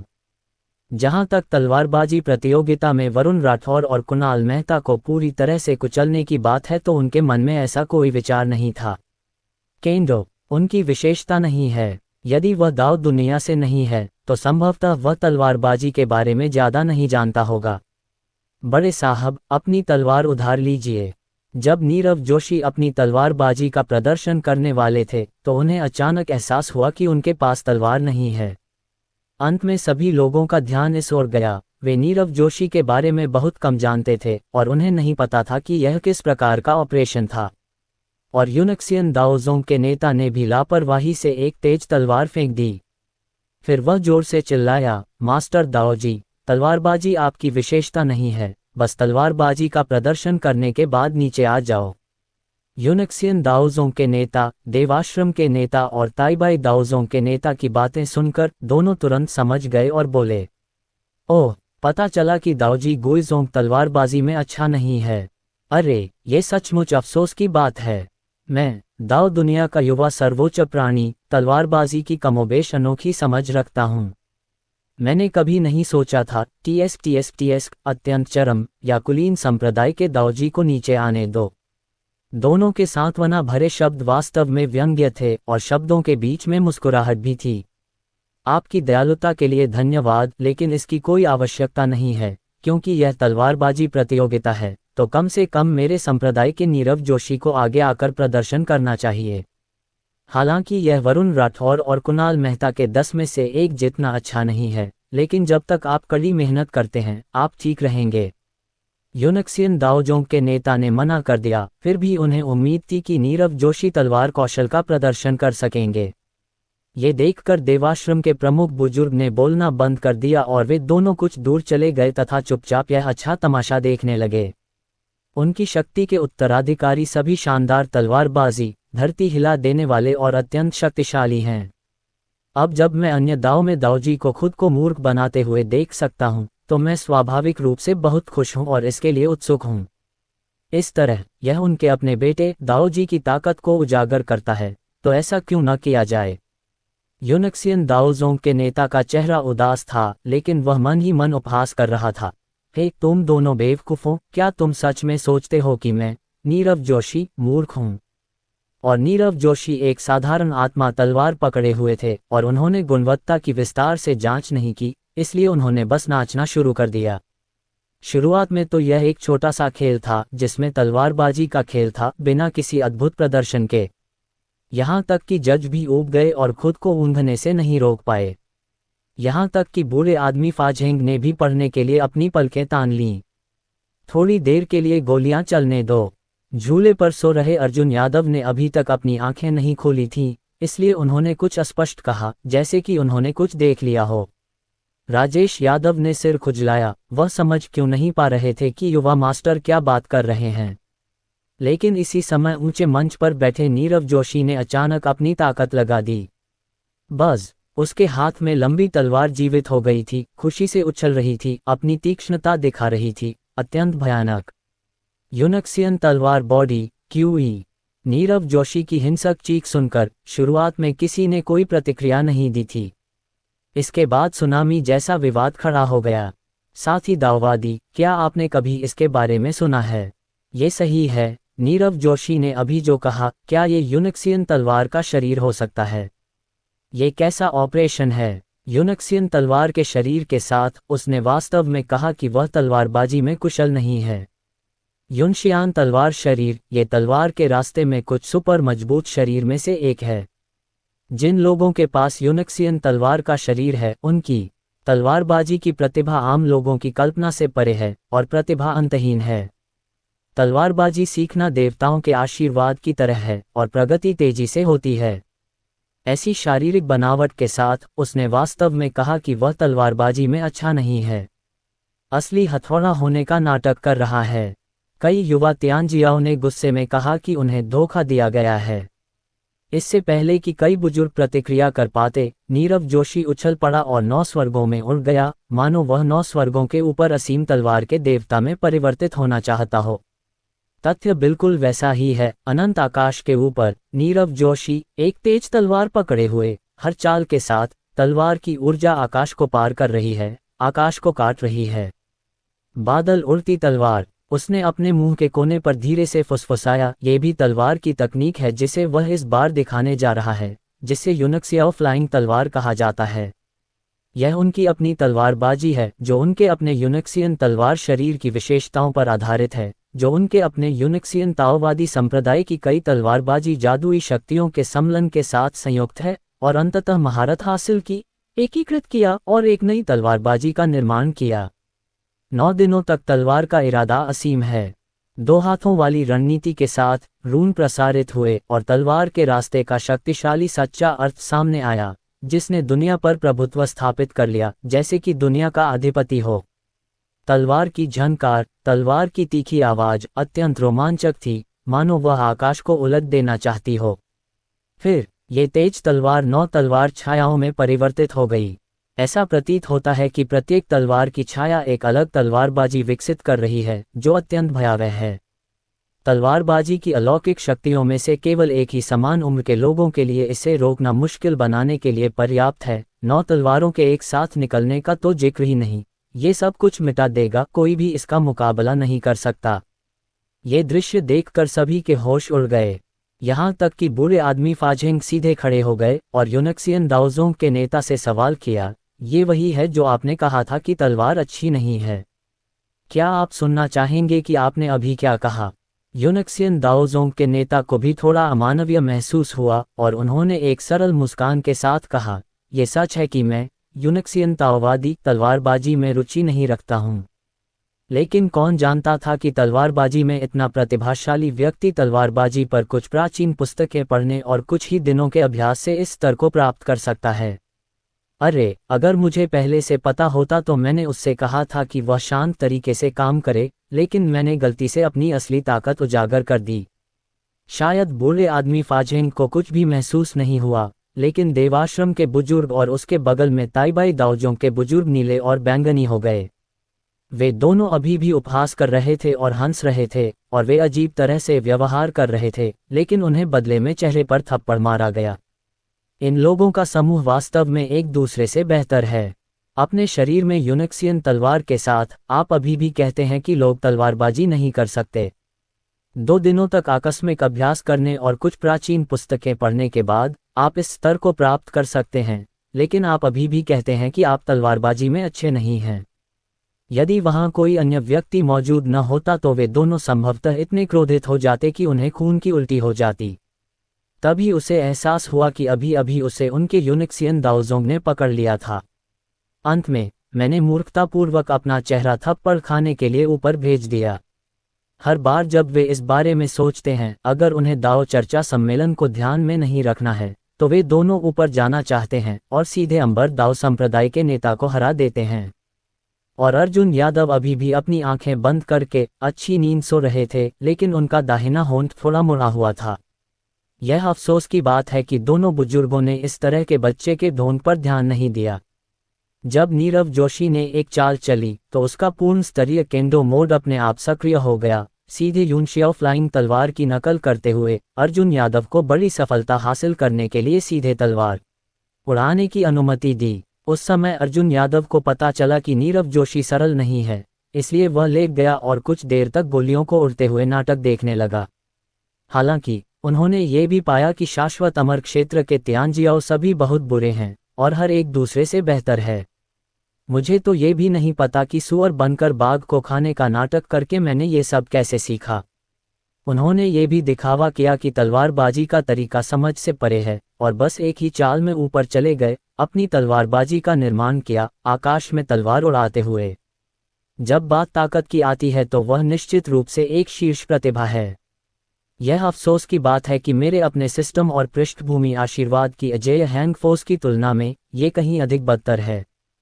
फिर वह सोता रहा और राजेश यादव को इसकी ज्यादा परवाह नहीं थी। वह चुपचाप अर्जुन यादव के पास इंतजार करता रहा। युवा स्वामी के पास स्वाभाविक रूप से चीजें करने के अपने कारण होते हैं, इसलिए युवा स्वामी की रक्षा के लिए यहाँ आए। जहां तक युवा स्वामी का प्रश्न है, झूले में आराम करने की बात तो दूर, यदि युवा स्वामी उसे तत्काल वहां जाने के लिए भी कहे तो भी उसका ये कर्तव्य होगा कि वह अपनी सेवा के लिए एक नौकरानी को ले आए। दूसरी ओर असीम आकाश से ऊपर नीरव जोशी अभी भी अपनी तलवारबाजी में निखार ला रहे हैं। पिछले दो के विपरीत नीरव जोशी की तलवारबाजी ज्यादा क्षैतिज और दबंग है, जिसमें विभिन्न प्रकार और अलौकिक शक्तियां हैं। 9 तीखी तलवारें जो रूपांतरित हो गईं, प्रत्येक तीखी तलवार एक अलग तलवार चाल विकसित कर रही है। ऐसा लगता है कि वह सब कुछ दबाने, सब कुछ काटने में सक्षम है, जिससे लोगों की रक्षा करना कठिन हो जाता है। इस समय नीरव जोशी को ऐसा लग रहा था कि उनके पास जीतने का मौका है, इसलिए उनका प्रदर्शन जारी रखने का कोई इरादा नहीं था।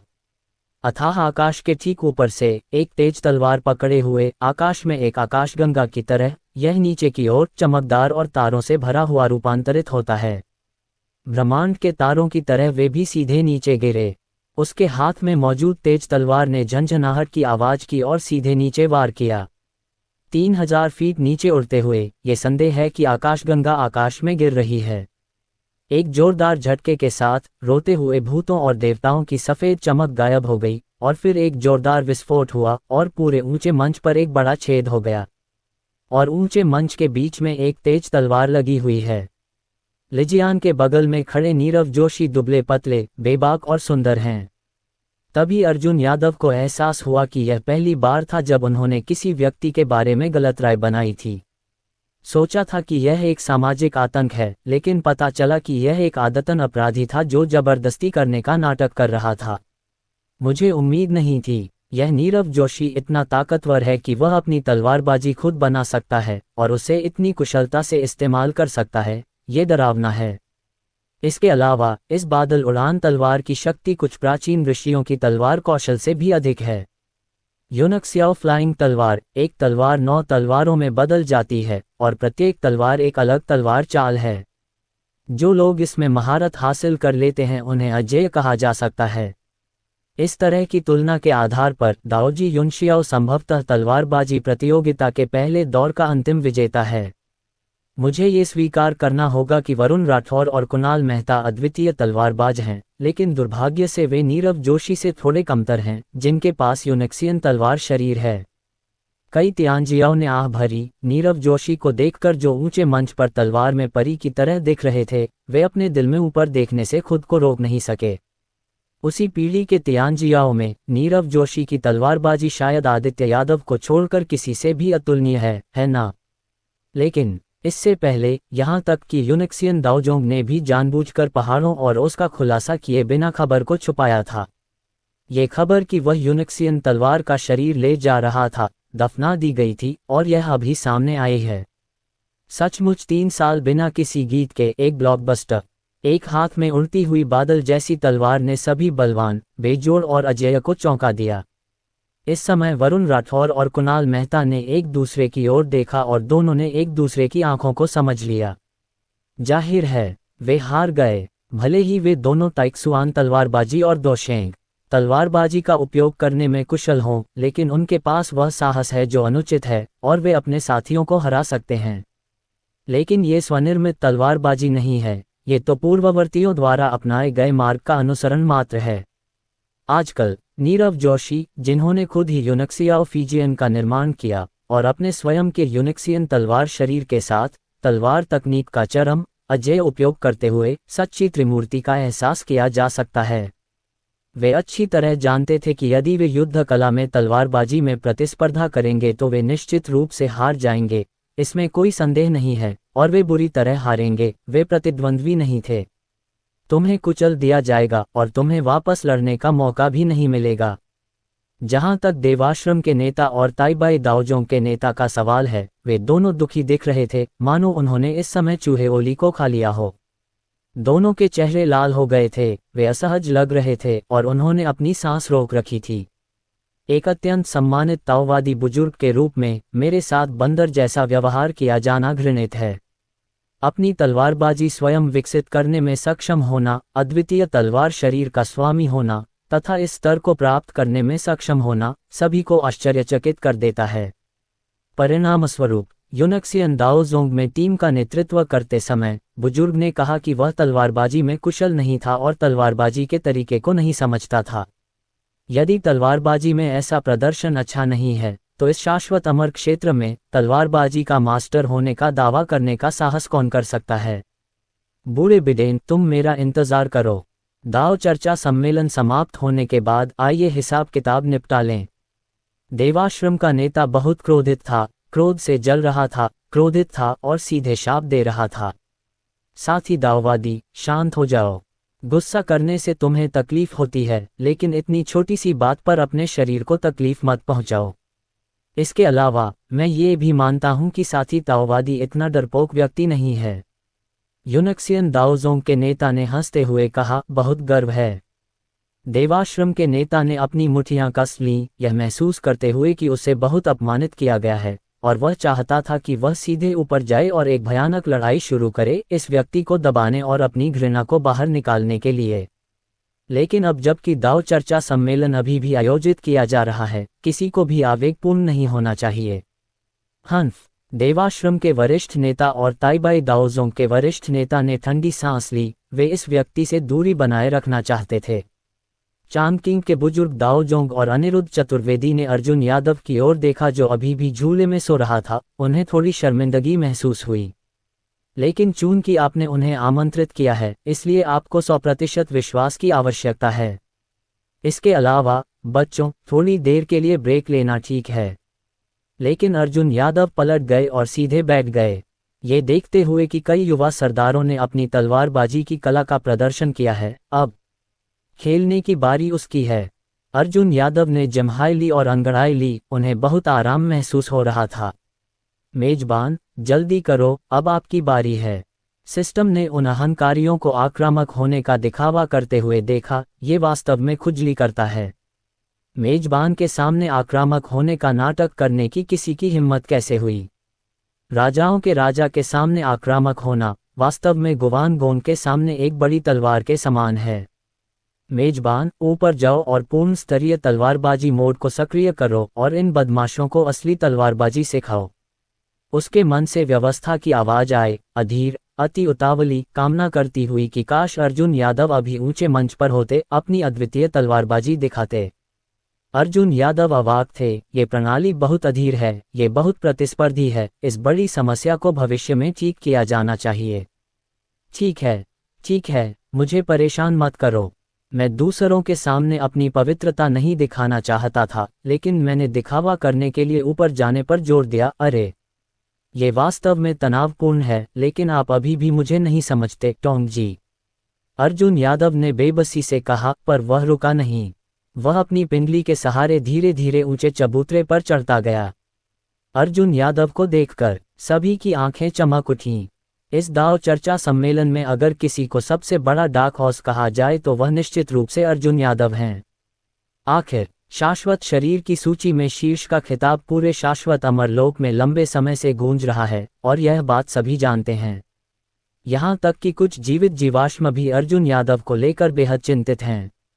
वह इस शाश्वत परिलोक में एक उभरते सितारे की तरह है। महान विवादों की दुनिया में दिखाई दिया और सभी प्रकार के अहंकार के साथ प्रतिस्पर्धा की। रक्त और हड्डियों का प्रारंभिक दाव जी, क्या वह सचमुच मेरी दाव दुनिया की कथा में जन्मजात दाव भ्रूण है?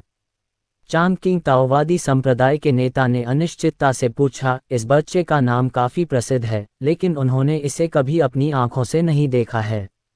बड़े, चिंता मत करो, ये दाऊजी कभी गलती नहीं करेगा। और तो और, एक साधारण चित्र मुझे युवा सुप्रीम द्वारा दाव को साकार करने की प्रतीक्षा करवा सकता है। ऐसी शक्ति के साथ, हर हाव भाव के साथ, दाव की शक्ति के साथ, ये निश्चित रूप से एक जन्मजात दाव जन्म है।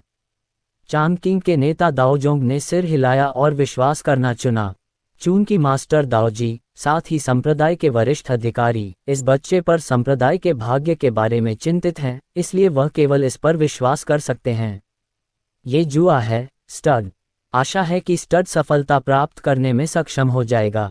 सभी की निगाहें अर्जुन यादव पर टिकी थीं, यहाँ तक कि वे युवा सर्वोच्च प्राणी भी इससे अछूते नहीं थे। ऐसा कहा जाता है कि यह बालक तलवारबाजी में अद्वितीय है। तलवारबाजी में उसकी प्रतिभा सभी युगों में अद्वितीय है। वह एक नज़र में अद्वितीय तलवारबाजी को समझ सकता है और सीधे बड़ी सफलता प्राप्त कर सकता है। ये सही है। अनंत अमर क्षेत्र तलवारबाजी में सबसे मजबूत लोगों का नेतृत्व आदित्य यादव द्वारा किया जाता है, लेकिन यहाँ तक कि आदित्य यादव ने व्यक्तिगत रूप से कहा है कि उनके छोटे भाई की तलवारबाजी प्राचीन और आधुनिक समय में अद्वितीय है। ये दुख की बात है कि प्राचीन काल से लेकर आधुनिक काल तक तलवारबाजी में इतनी अद्भुत प्रतिभा होने के बावजूद वह दिन भर सुख के लिए इतना लालची रहता है। वह प्रगति के बारे में नहीं सोचता और बस लेटकर नमकीन मछली बनना चाहता है। आदित्य यादव ने उन्हें तलवारबाजी सिखाने के लिए उनका पीछा किया, लेकिन उन्होंने इसे नहीं सीखा। वरुण राठौर और कुणाल मेहता ने एक दूसरे से बात की और उन्होंने अर्जुन यादव का नाम काफी समय से सुना था। ये दुख की बात है कि यह बेटा कोई महान हथियार नहीं है, उसके पास एक मजबूत आदमी का दिल नहीं है और वह प्रगति करने के बारे में नहीं सोचता है। अन्यथा, अपनी भयानक केंडो प्रतिभा पर भरोसा करते हुए वह निश्चित रूप से आदित्य यादव को पीछे छोड़ सकते हैं और युवा पीढ़ी के नंबर 1 केंडो बन सकते हैं। हालांकि वे दोनों मन ही मन हंस भी रहे थे। वे इतने घमंडी, नासमझ और अभी भी बच्चे ही थे, इसलिए उनसे उन्हें कोई खास खतरा नहीं था। और अर्जुन यादव अभी भी नींद में था, अपने दिल में सोच रहा था, कम से कम वह चांग किंग दाओजोंग का प्रतिनिधि है, इसलिए बस तलवारबाजी के 2 सेट खेलें। मुझे धुंधला धुंधला याद है, सिस्टम स्पेस में हेवन स्लैशिंग स्वॉर्ड तकनीक का एक सेट है। अर्जुन यादव ने ऐसा सोचा जब से उन्होंने सिस्टम प्राप्त किया। पहला जागृत मोड असीमित स्वचालित साइन इन मोड है, जिसे कभी भी और कहीं भी साइन इन किया जा सकता है। आपको स्वयं पुष्टि करने की भी आवश्यकता नहीं है, सिस्टम स्वयं ही साइन इन कर लेता है। इसलिए उसके सिस्टम स्पेस में पहले से ही अनगिनत अच्छी चीजें जमा हो चुकी हैं, जैसे अलौकिक शक्तियां, जादुई हथियार और विभिन्न प्रकार की दवाएं, जिनकी उसने कभी परवाह नहीं की। सौभाग्य से सिस्टम स्पेस अनंत है और आप जितना चाहें उतना डाल सकते हैं। टोंग जी, मुझे याद है कि आपने स्वचालित रूप से आकाश को मारना और तलवार खींचना नामक तकनीक के लिए साइन अप किया था। क्या सिस्टम स्पेस में कोई है? अर्जुन यादव ने मन ही मन पूछा। सिस्टम ने सुनने के बाद तुरंत सिस्टम स्पेस में खोज की। दिल भी बहुत खुश हुआ। हे भगवान, मेजबान को आखिरकार उसकी याद आ गई। मेजबान को आखिरकार पता चल गया कि उसका उपयोग कैसे करना है। जब तक आप कड़ी मेहनत करते रहेंगे, बेहतर सेवाएं प्रदान करते रहेंगे और अधिक कार्यों और मॉडलों को मजबूत करते रहेंगे, एक दिन मेजबान उससे अविभाज्य हो जाएगा। सिस्टम स्वयं को प्रेरित करता रहता है, ये सोचकर कि मेजबान में उसकी भूमिका बड़ी और बड़ी होती जा रही है। यह इतना धीमा है, यह इतना धीमा क्यों है? सिस्टम ने एक पल के लिए भी उपेक्षा करने की हिम्मत नहीं की और तुरंत झांतियन तलवार ड्राइंग तकनीक ढूंढ ली। अभ्यास के रहस्य को सीधे अर्जुन यादव के मन तक पहुंचाएं। पूर्ण स्तरीय केंडो मोड के आशीर्वाद से अर्जुन यादव ने एक पल में ही आकाश को काटने और तलवार खींचने की कला में पूरी तरह से महारत हासिल कर ली।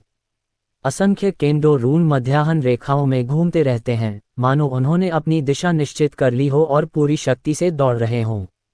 और अर्जुन यादव तलवारबाजी के देवता लग रहे थे। उनकी तलवारबाजी शानदार थी। वह बस वहीं खड़े थे, मानो स्वर्ग और पृथ्वी के भाग्य से उनकी रक्षा हो रही हो और उनके शरीर से निकलने वाली आभा बेहद भयंकर थी। जब उसने अचानक अपनी आंखें खोलीं, उसकी आंखों की रोशनी तेज थी, एक तेज तलवार की तरह जो उसके सामने के शून्य को चीर रही थी। बस इस आभा ने वहां उपस्थित सभी लोगों को चौंका दिया। क्या ऐसा हो सकता है? क्या ये बच्चा तलवारबाजी में अपनी अद्वितीय प्रतिभा का उपयोग करके अपनी तलवारबाजी को बलपूर्वक सक्रिय करने जा रहा है? लेकिन उसकी साधना तो जागृत अवस्था का केवल छठा स्तर है। तलवार भले ही अलौकिक हो, उसमें ज्यादा शक्ति नहीं है ना? भौतिक शरीर की शक्ति निश्चित रूप से शक्तिशाली है और यह युगों में सर्वोत्तम है। यह अफसोस की बात है कि प्रतियोगिता तलवारबाजी की है। इसके अलावा तलवार मरम्मत करने वालों के लिए एक अच्छी तलवार भी अत्यंत महत्वपूर्ण है। दर्शकों में कई युवा तियांजियाओ एक दूसरे के साथ चर्चा कर रहे थे, लेकिन अचानक उन्होंने ध्यान दिया। इस बच्चे अर्जुन यादव ने इस दाव चर्चा सम्मेलन को बिल्कुल भी गंभीरता से नहीं लिया। पहला राउंड तलवारबाजी प्रतियोगिता का था, आप खाली हाथ क्यों गए? क्या आपको तलवारबाजी में उन अद्वितीय अहंकारियों से मुकाबला करने के लिए अभी भी अपनी उंगलियों का उपयोग करना होगा? यहाँ तक कि एल्डर फाजेंग भी अवाक रह गए, मानो वह ये समझ नहीं पा रहे थे कि देव सम्राट का ये बेटा किस तरह की छेड़खानी करने जा रहा है। और चांगकिंग के नेता दाओ जोंग ने अनिरुद्ध चतुर्वेदी को बड़ी नाराजगी से देखा, मानो कह रहे हों, यह उस देव सम्राट का पुत्र है जिसे आपने हमारे स्थान पर लड़ने के लिए आमंत्रित किया था। अनिरुद्ध चतुर्वेदी शर्मा गए और 2 बार खान से शायद वह अपनी तलवार पकड़ना भूल गए। और राजेश यादव ने भी ये देखा और तुरंत जोर से चिल्लाया, महाराज, क्या मैं तलवार मांग सकता हूँ? अर्जुन यादव अभी भी झान त्यान की तलवार खींचने की तकनीक के रहस्य को समझ रहे थे। जब उन्होंने अचानक ये सुना तो उन्हें याद आया कि उनके पास तलवार नहीं है, लेकिन उन्होंने फिर भी अपना सिर हिलाया, ये व्यक्त करते हुए कि उन्हें इसकी आवश्यकता नहीं है। जब से सिस्टम ने पूर्ण स्तरीय केंडो मोड चालू किया है, वह दुनिया में एक तलवार के देवता की तरह है और केंडो के बारे में उसकी समझ पूरी तरह से सामान्य से आगे निकल गई है। केंडो की सर्वोच्च अवस्था वह है जहां तलवार से बेहतर कोई तलवार नहीं होती। तलवारबाजी की उच्चतम अवस्था का अनुसरण करें और अंत में उड़ते हुए फूलों और गिरते हुए पत्तों को लोगों को चोट पहुंचाने के लिए तलवार के रूप में इस्तेमाल किया जा सकता है।